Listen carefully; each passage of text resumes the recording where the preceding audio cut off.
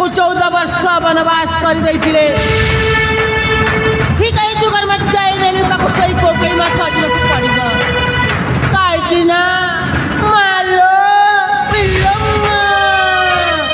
कोले नहले कोड़ कौशले केवल राजा है बता मो पुआ वास्तव में राज्य राजा है बल्लम्मा आउ बाकी रहिला मो भाई नारायण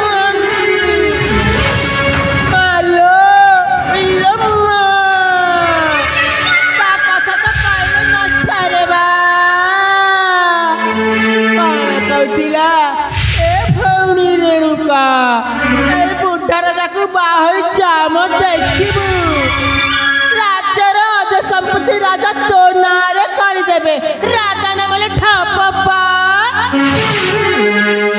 ना ना आज को 17-18 वर्ष हो गला ए बुढ़ा राजा सहित मो भाई नारायण मानती छंदी देकी जाई कि जे मो घर आज पर्यंत आसी नाही देखिबी मालो